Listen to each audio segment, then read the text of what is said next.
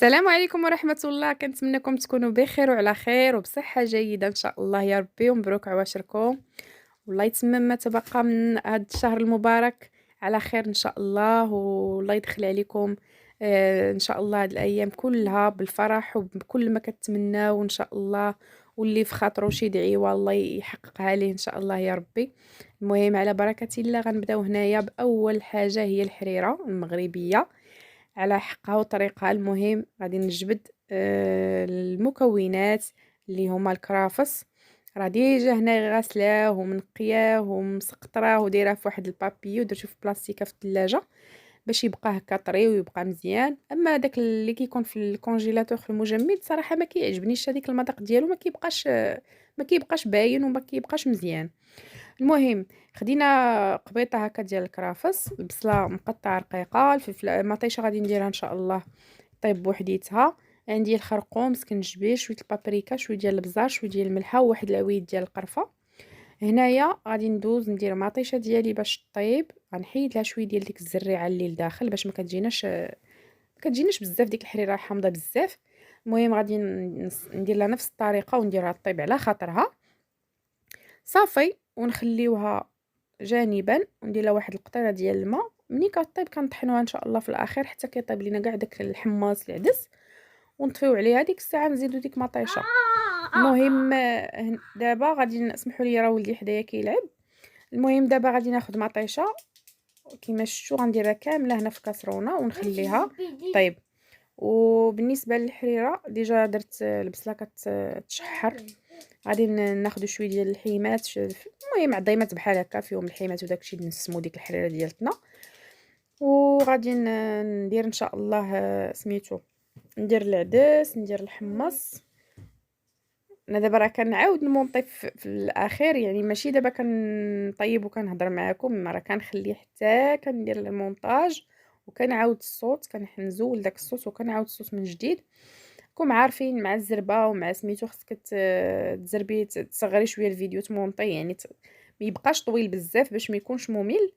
المهم هنايا كنقطع، راه البنات راه كنقطع باليمنيه، راه غير دابا الكاميرا غادا غير بالعكس، اما راه اليمنيه باش كنقطع وكنشد بليصريه، حيت دابا الكاميرا كتجي معاكسه مع التصوير كيبان الواحد بحال راكي كتشقي بليصريه ولا راكي كتاكلي بليصريه ولا كتخلطي الماكله بليصريه. بالعكس انا خدامه باليمنيه البنات صافي.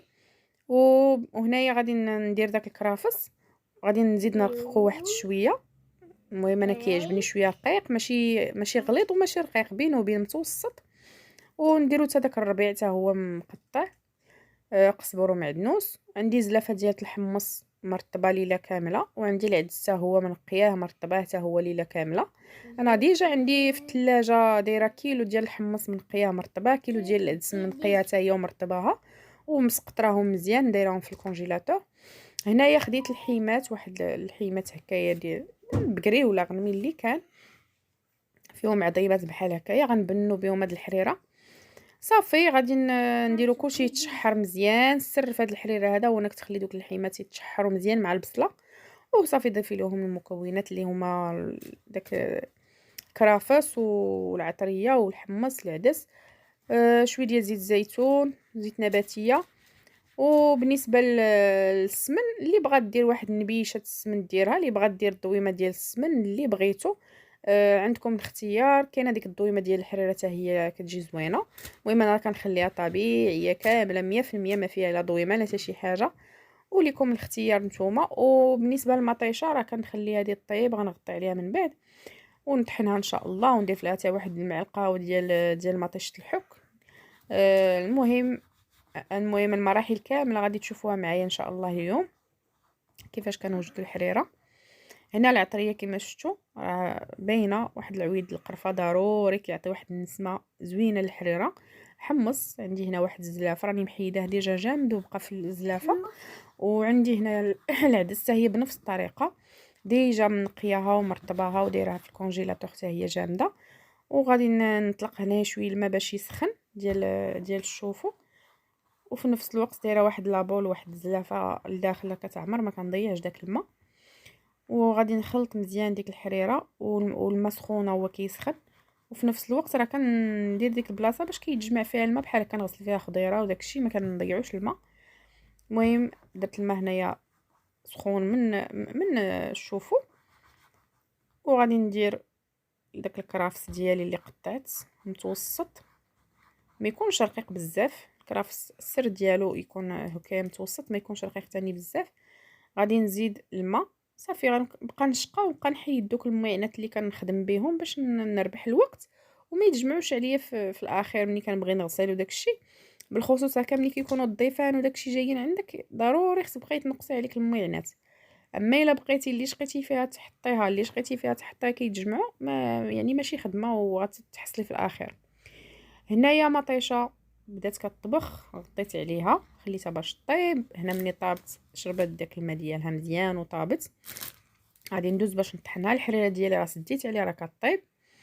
غادي نطحنوا ديك مطيشه وغادي نضيفوها ملي كيطيب لنا داك الحمص وداك الشيء كامل، كنضيفوا ديك مطيشه وصافي. كندوزو نضيفوا ليها واحد المعلقه ديال مطيشه الحك، وكنضيفوا الحريره داك الدقيق عفوا، كندوروا واحد شويه ديال الفورس مع شويه ديال الماء صافي. وكنضيفوها في الاخير، كنضيفوا شويه الشعريه ولا شويه ديال الروز ولا اللي بغيتو. انا كنضيف الشعريه كتعجبني في الحريره. ها نتوما كيما شفتوا القوام ديالها راه كتجي زوينه. انا بعدا هذه كتعجبني، وقليل فين كنضيف هذيك ديال الحك. الا كانت هكا مطيشه حمراء راه يعني فيها الكفايه. هنا غادي ناخذ نحيد دوك الحيمات ودوك العظيمات وداكشي نقيها، غادي نفرتوهم ونعاودو نرجعوهم للحريره ديالنا، حيت هما دابا عندي هنايا قطع كبيره شويه. غادي نحيدهم ونشوف حتى الا كانوا شي عظيمات ولا شي حاجه كنحيدوهم حتى هما ما كيبقاوش صافي. المهم كما شفتوا راه الحريره ديالتنا تقريبا راه واجده. بقى لي دابا غندوز غير نفرست دوك الحيمات ونحيدو دوك العظيمات ديالهم صافي. وغادي ندورو شويه ديال الفورس مع شويه ديال الماء ونضيفو مطيشه حتى هي. المهم راه المراحل كلها باينه وواضحه في هذا الفيديو هذا، والطريقه طبقوا بحال الطريقه اللي درت، راه كتطلع الحريره ديالنا ما شاء الله كتطلع زوينه. المهم باش ندوز ان شاء الله، راه يعني ما طولتش عليكم هذا الفيديو هذا، يعني درت بزاف ديال يعني ديال الوصفات وداكشي، ولكن ما بغيتش نصور كلشي ونطول عليا الفيديو ونبقى نمونطي يعني فيديو طويل. كندير داكشي باختصار. بالنسبه للمسمنه البنات راه وحدايا راه ديجا درت بحالو منزله على القناه. دخلوا عندي مسمن معمر بالشعريه وبالخضره، حتى هو راه ديجا عندي في القناه نفس الطريقه. وغادي ندير واحد هذيك الفوكاتشا بحال داك الخبز بالزيتون. المهم فوكاتشا راه ديجا حتى هي عندي في القناه، كتزينوا بها بحال هكا بالزيتون ولا مطيشه ولا الفلفله ولا البصله، داكشي كله يكون يعني معسل مقلي في البوطه، كنسوطيو مع شويه ديال الزيت. المهم الفوكاتشا عندي، وعندي داك المسمن حتى هو معمر، حتى هو كاين ديجا عندي في القناه. غنخلي لكم كاع الرابط ديالهم في صندوق الوصف. المهم هانتوما كيما شفتوا كنقيو الحيمات ديالنا نزيدوهم كنرجعوهم للحريره، وكتردوا البال لا يكون شي عظيم ولا شي حاجه تلف لكم مع الحمص. المهم انا راه حيدت القرفه، حيدتها صافي، حيدت كاع هذوك العظيمات.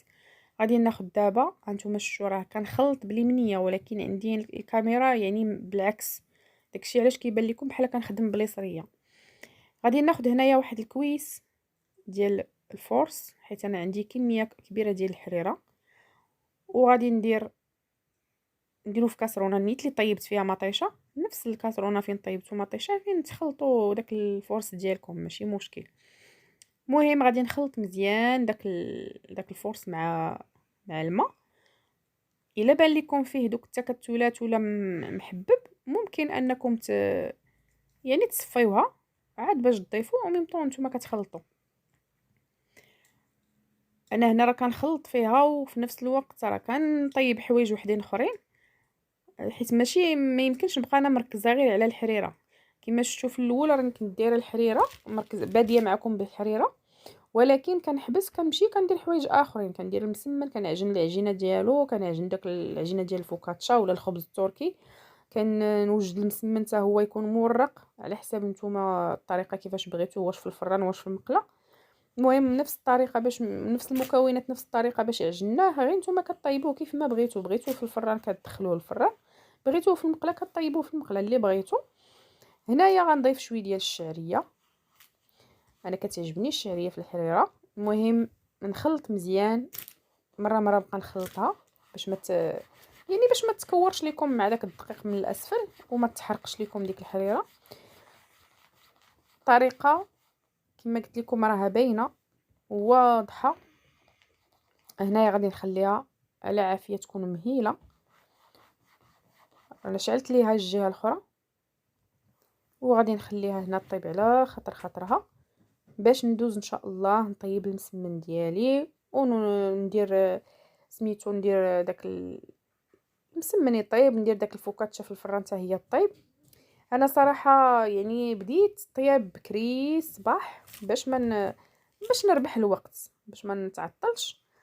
هنايا درت مسمن في المقله كيطيب، وغادي ندوز ان شاء الله الصباح. راني وجدت قطيبنات، وجدت قطبان ديال لادان، وجدت كفيته حتى هي معطره، درت لها شويه ديال الشحمه ديال الكلاوي، درت لها شويه ديال البصله، شويه ديال القزبر ومعدنوس والعطريه طبعا، الكمون، الملحه، البزار، ودرت الكفته حتى هي المهم بنفس الطريقه، داك البروشيط بنفس الطريقه، درت الصوصيط حتى هو درتو في قطيبنات. وجدت داك الشيء ومشيت شويته في الفاخر. هنايا خديت الربيع كنضيفو في الاخير ملي كنبغي نطفي على الحريره باش كيبقى ليا في داك اللون ديالو زوين. المهم كما كتشوفوا الحريره ديالي ملي كنضيف لها داك سميتو راه صافي غنطفي عليها، يعني ما صافي باش يبقى ليا داك اللون ديالو باين غنطفيو عليها.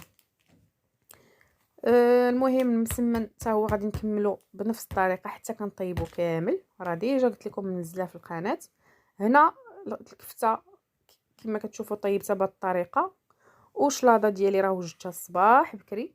مسمن حتى هو درت نص في الفران ونص في المقله. هذا الخبز ديال الزيتون راه حتى هو عندي في القناه. وهنايا شويه الكفته وشويه الصوصيط البروشيط بنفس الطريقه كاملين. وهنا غندوز باش ندريسي الشلاضه ديك سلطه يعني ديك الجرده ولا واش كيقول ليها سلطه متشكله وصافي. درت خيزو، درت البطاطا، درت اللوبيا، كلشي درتو في داك المهم في البخار، طاب على البخار، وصوطيتهم بشويه الملحه، شويه ديال الثومه، شويه ديال الربيع، وطيبت الباربه. المهم كلهم بنفس الطريقه درت لهم نفس العطريه ونفس الاقامه. الروز سلقته، درت له شويه المايونيز، شويه ديال المايس، شويه ديال الطون، وزينت به من الوسط. وغادي ناخذ دابا شامبينيون حتى هو نقيته غنسوطيه مع شويه صوص الصوجا، شويه زيت الزيتون، شويه الملحه، شويه البزار باش نزين به. وهنايا المائده ديالي راها واجده. كنتمنى تنال الاعجاب ديالكم وتكون خفيفه قليب يعني خفيفه ظريفه على قلوبكم.